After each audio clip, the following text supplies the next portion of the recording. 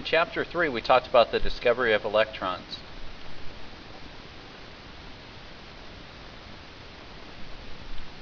We mentioned that Thomson was the first one given credit. He was an Englishman. The date's not so important for us that he was from England. But Thomson discovered that electrons were smaller particles of an atom and they were negatively charged. Thomson knew atoms were neutral from his experiments, but he couldn't find the positive particle. Here's a picture of him and his cathode ray tube. We talked about that, where this is a little bit clearer picture of it. You don't have to copy that for your notes. Rutherford came around the same time, a little bit later, in about 1911. He had heard about this in England, so he conducted an experiment to isolate the positive particles in an atom. He decided that the atoms were mostly empty space, but had a dense central core that was positive. So when Rutherford was working to prove it, he knew that atoms had positive and negative particles, but could not decide how they were arranged. Initially he thought, and it was called the plum pudding model that was developed through Thomson, that everything was just mixed up. So his gold foil experiment that was in Chapter 3 showed that when you introduce a beam of alpha particles through a thin piece of gold foil, like you might have aluminum foil at home, instead of just going through like you thought, it was scattered. So because it was scattered, he came up with the idea of the planetary model, that there is a dense nucleus. We're taking a look at the lab, the electromagnetic spectrum. We're going to write that lab report up. But really, what is light? Light is how we refer to the electromagnetic radiation. It applies not only to visible light, but infrared, ultraviolet, microwaves, radio waves, X-rays, and so forth. Now in your book, it almost works like a number line. On the right-hand side, the way it's listed, those are the ones with the highest wavelength. I know this is small, you don't have to copy down the numbers, but on the one end, we have long wavelengths, things that want to travel a long distance, like radio and TV waves. Then we have microwaves, infrared, a small section with the wavelength we can see, visible light, ultraviolet, X-rays, gamma rays. So the main components we have are wavelength, frequency, and speed. The longer waves are less frequent. So gamma and X-rays, they have a higher frequency, they have a shorter wavelength. That's why they can penetrate the body easier. That's why they're more harmful. They can mutate our cells. So the longer ones, they travel greater distances. Radio waves are used in communications. Microwaves, they might be used for some cell phones. They can broadcast TV signals, and we use them to cook food. Infrared, we feel this as heat. Snakes and owls can see this in infrared. Infrared is almost like heat energy. You've seen this on TV, movies, video games. This is an infrared image of a cat. It shows the heat coming off of it. An IR image of the heating pipes underneath the floor. So you have a hot area and a cooler area. You can see really where the pipes are going. Some animals have infrared vision. So normally they might just see different during the daytime, but at night they can see when we can't. Even when it's foggy, it can enhance their vision. The thing that we can see beyond infrared is visible light. It's the only radiation that we can detect with our eyes. And we've heard this, the visible colors. They've done a nice job in the lower grades. You've heard about Roy G. Biv, the main colors of the visible spectrum. Red, orange, yellow, green, blue, indigo, and violet. Beyond violet is ultraviolet. It has more energy. It can give you a sunburn. Bees can see ultraviolet. Some of this radiation from the sun gets blocked by the ozone layer. This is a flower, type of flower shown in normal light. Flowers under UV light. Some black lights, they emit visible colors, but they also emit ultraviolet light. Pretty good around this time of the year with haunted houses. X-rays are used in medicine. So it shows the sun a little bit differently than we normally used to see it. It shows the sun in X-ray wavelengths. Naturally, X-rays are used for bones. Ouch, this person has a break. Here's another X-ray. Gamma rays or some radioactive substance give it off. The last type of radiation is sometimes a group of gamma rays, cosmic rays. So these have the most energy. They have the highest frequency. They're the most damaging. Some interesting superhero facts won't be on the test. But Superman has X-ray vision. His X-ray vision uses a lot of energy. Can penetrate through some types of matter. The Incredible Hulk was created by an accidental overdose of gamma rays. It was all that energy that helped make him a superhero. And the Fantastic Four were created by cosmic rays. Hulk, Superman, Fantastic Four. Yippee. Now, with light, we've mentioned light is characterized by wavelength and frequency. In the electromagnetic spectrum lab, we've talked about wavelength. Wavelength is the distance between corresponding points. It can be from the crest to the crest, the beginning to the end of a wave, or from the trough of one wave to the trough of another wave. It just has matching points. So it's the length of corresponding points. Frequency is the number of times that light repeats each second. So if it has a long wavelength, if it's a big wave, it's going to have a low frequency. Short wavelengths, if it just repeats real quick like the mouse is going across, a short wavelength would have a higher frequency. In the speed of light, speed is how wavelength and frequency are related. So these symbols, lambda and nu, this is a symbol for wavelength, that's a symbol for frequency you'll see in the book. So wavelength times frequency equals the speed of light. Speed of light is 3 times 10 to the 8th meters per second. That's how quick light can go. What we've also found, and this is similar to the flame test, that energy is related to frequency. When you have more frequency, it's going to have a greater energy. A dead guy named Max Planck studied this, so they named h as Planck's constant. It's a constant number, like pi is in circle equations.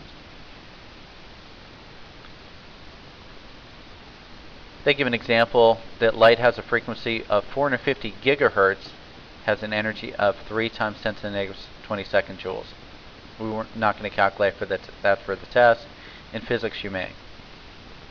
Now, what's important, this is the idea that we talked about with the flame test also. It's called the photoelectric effect. It refers to the emission of electrons from a metal when light shines on the metal. So not exactly like using a flame, but say almost like a fancy flashlight experiment. The wave theory of light predicted that any frequency of light could knock out the electron, but it's not true. Think about it. It won't always reflect. Think about if you use different colored light and different colored metal, you won't always have a reflection. Only certain frequencies of light could supply enough energy to eject an electron. So if you don't have enough energy, it's not going to reflect. Kind of like the flame test, if there's not enough energy of heat, then we won't see the different pretty colors. Besides being funny, Einstein worked on the photoelectric effect with Planck. They proposed electromagnetic radiation can be viewed as a stream of particles called photons with an equation that we saw earlier, E equals h nu. So what prompted this conclusion? The photoelectric effect. That for this color, it didn't have enough energy, so it didn't reflect. So these other two, they did have enough energy, so it reflects. You don't have to copy down the numbers, just know that if you don't have enough energy, the photoelectric effect won't occur. So this explains why different types of light have different energies. Radio waves have much less energy than visible light, which in turn has much less energy than X-rays. That's why radio waves won't heat up food, visible light won't heat it up properly, but microwaves have the correct energy to work as a microwave oven. Even different colors of visible light have different energies too. Blue light is more energetic than red light. Blue light has a higher frequency, so it has more energy. So, with the modern atom, soon after Rutherford determined that the positive charge in an atom resided in the nucleus, scientists began putting together a new model of the atom. The main discovery that got them thinking was the realization that energy of light is quantized. So with quantum theory, it says a quantum of energy is the minimum quantity of energy that can be lost or gained by an atom. So if it doesn't have enough energy, it won't work. Each particle of light carries a quantum of energy, referred to by Albert Einstein as photons. Photons are particles of electromagnetic radiation having zero mass and carrying a minimum quantity, a quantum of energy. So what we found, besides being a wave, light has a dual nature. Light is quantized. When something is quantized, it means it can only exist at certain points. Example is altitude. If you walk up a ramp, you can stop and rest at any altitude you want. But if you go upstairs, there's a certain place. So you can say that light is continuous. We can also say light is quantized. So right here it has continuous energy levels. But what we found that light can also have quantized. It can have specific energy levels. So the difference might be going up a ramp and trying to stop compared to have a stopping point on steps. So Planck and Einstein, along with de Broglie that you'll find in the book, found that there's a dual nature of light, like in lab. Energy is quantized. It occurs in discrete units called quanta. It is not always continuous. Electromagnetic radiation shows not only characteristics of a wave, but also of a particle of matter. So it has a dual nature.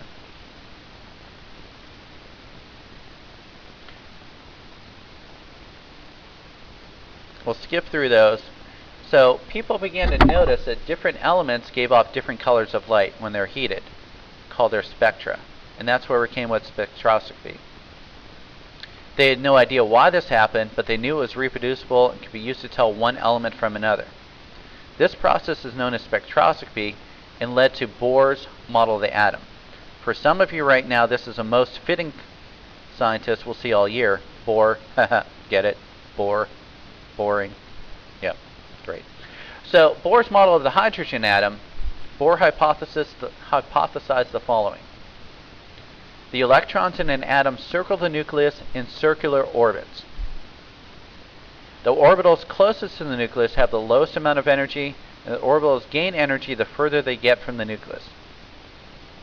Sounds like common sense. More energy when it's farther away. So this is a picture. The nucleus, n equals 1 is the first energy level, the second energy level, the third energy level for his experiment.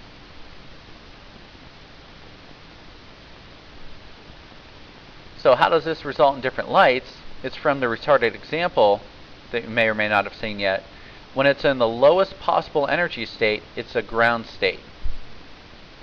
It'll absorb energy levels and jump up to a higher energy level, an excited state. After some time has passed, the electron falls back down to the original ground state orbitals and emits a photon as they do. So it gives off energy. So here's an example. And what it'll form a certain spectrum. I'm not going to have you draw these on the test. So it gains energy, it goes back down, it would show up here on the line spectrum. The same thing for the other energy levels. There's only so many orbitals, so a limited number of orbitals means only certain energies of light can be given off by an atom. Because the orbitals of all atoms have different energies, no two atomic spectra are ever the same. This is how astronomers can tell what planets and stars are made of from millions of light years away. Based on the energy the stars or the planets may reflect or give off. Skip through that one and that one. So this shows that when you have different elements, they have different line spectra if we study them with a spectroscope. This is more of a physics experiment than what we're going to cover, but it just shows that if you have a hydrogen lamp compared to a neon lamp, each one can be broken down into different colors. So with Bohr's hydrogen model, he first described an electron moving around the nucleus in normal discrete orbits. His equation represents the energy levels available to electrons in the hydrogen atom. Bohr's simple model worked for hydrogen, but didn't explain the spectra of atoms with more than one electron. So more research had to be done. That essentially covers sections 1 and 2. Review this if you need to ask questions in class, and we'll continue with the chapter tomorrow.